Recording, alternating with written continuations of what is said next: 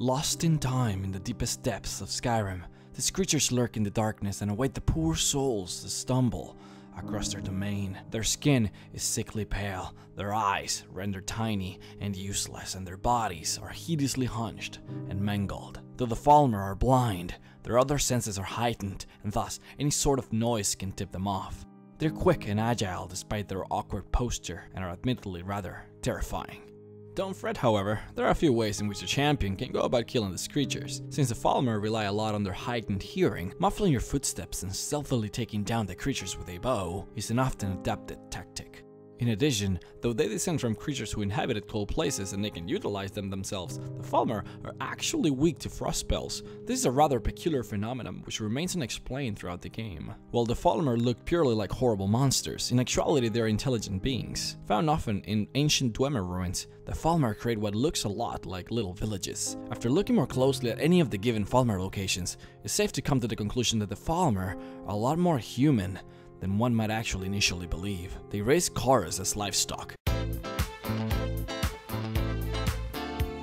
a source of armor and building material, and Skeever as meat. You can find animal pens, well-constructed bridges, tents, chests, and even traps around their domains. The Falmer are alchemists, warriors, mages, and so much more. They even fashion their own weapons and armor, though only one full set is in existence, located in the Mzinchaleft ruins near Dawnstar. It's clear they have a sort of hierarchy, as at least 8 different types of the creatures exist. Many female Falmer specifically wield staves and powerful magic, hinting at the fact that they may be of high status within a group of Falmer, which only further proves the theory that they're actually rather intelligent. However, their human-like way of life doesn't excuse their bloodthirsty, unforgiving nature. Ruthless torturers, these heinous creatures take any chance they get to murder and cause havoc. Oftentimes, the creatures will even capture and enslave unsuspecting men and women.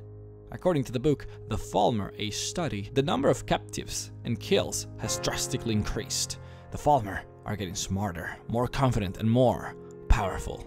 But they're just monsters, right? Just nasty little cave dwellers, nothing to worry about. Well, not exactly.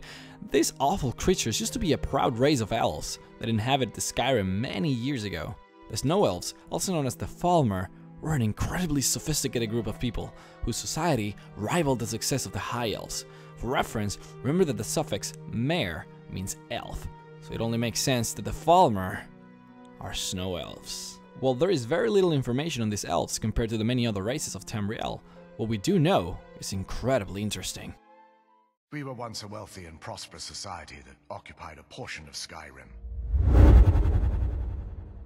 Unfortunately, we were constantly at war with the Nords.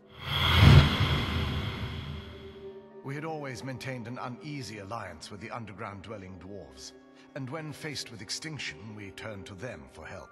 Surprisingly, they agreed to protect us, but demanded a terrible price: the blinding of our race.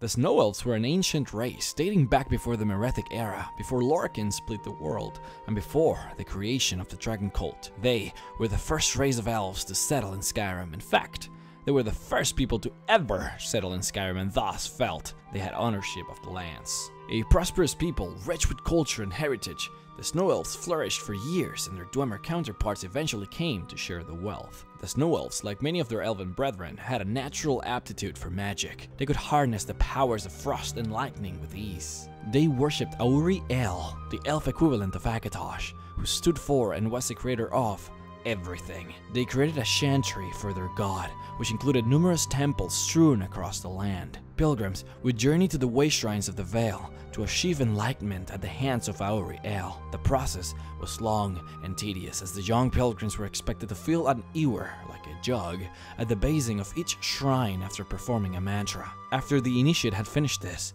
they would then travel to the chantry's inner sanctum and pour their ewer into yet another basing, granting them access into Auri-El's temple. The Archcurate, a high-ranking religious official, would speak with them, making them end their journey. This chantry is located in a place of isolation known as the Forgotten Vale, a strange and foreign land to most inhabitants of Skyrim. The Vale is home to innumerable Falmer and unknown creatures, a place of beauty and wonder. The Forgotten Vale holds many secrets and dangers. It is bordered by mountain ranges, features a large waterfall and treacherous icy plains. The Snow Elves were successful and advanced in terms of technology and magical understanding, yet still, they were unprepared for the Nordic assault. At first, when the humans appeared, things remained peaceful. The two races remained on their respective grounds and stayed fairly reclusive. However, the need for power and dominance eventually turned this peace on its head. Saarthal, the capital city of the Seventh Empire, was being constructed by the new Nordic settlers. Their society was growing with every passing day, becoming stronger and more capable. The Snow Elves put a stop to this by initiating a surprise attack on the Nords, known now as the Night of Tears.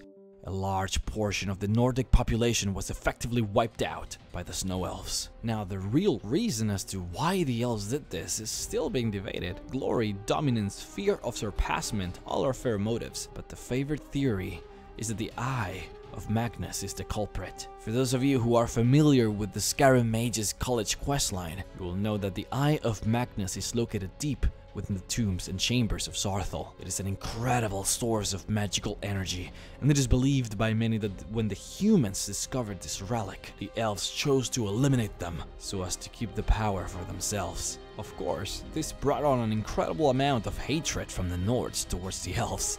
As you can expect, and Ysgramor, a noted warrior, sought to bring justice in the form of bloodshed. He returned with his 2 sons and 500 companions to bring the fight to the Snow Elves. They were successful in their endeavor, forcing the Snow Elves to escape to Solstheim. But this wasn't enough. Ysgramor sought vengeance. They would fight in what is now known in the history books as the Battle of Moisring. This battle would be the final stand, the last test of the Snow Elves' resolve. Led by a glorious and mysterious figure known as the Snow Prince, the elves felt reinvigorated, as if they had a chance at finally reclaiming their lands. This Snow Prince was a symbol of pride and strength. He radiated magic and power, riding atop a white steed, easily maneuvering across the battlefield.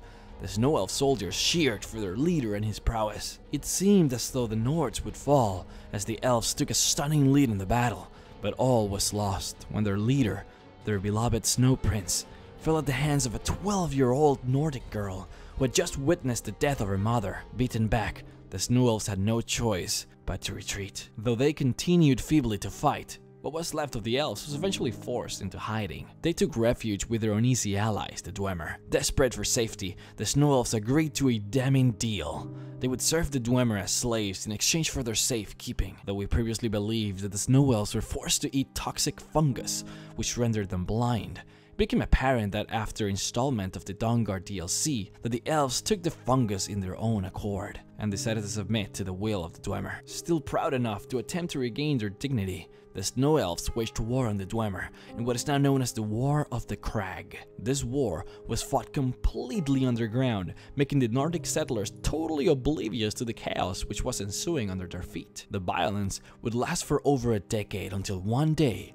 when the Falmer launched an attack on the Dwemer, they had mysteriously vanished, leaving their helpless slaves alone in their underground cities. This is why we see the Falmer skulking about in ancient Dwemer ruins. They have yet to leave their master's homes. Sad, really.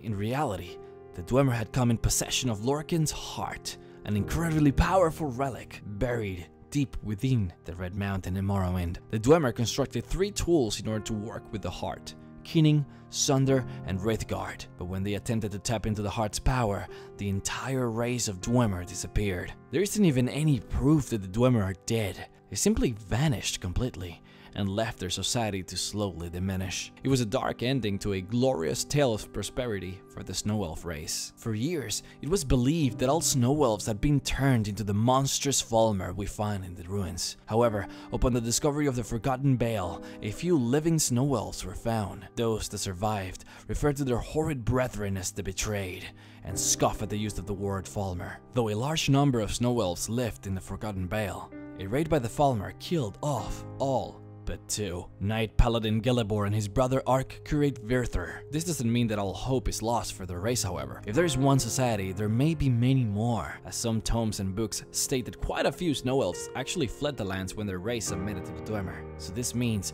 that the snow elves are not lost. In fact, it is likely that there are plenty of secret societies hiding right under our noses, maybe even in other provinces. We know they are powerful mages with the aid of a powerful god, and so, what's stopping the once proud race from rising to power again?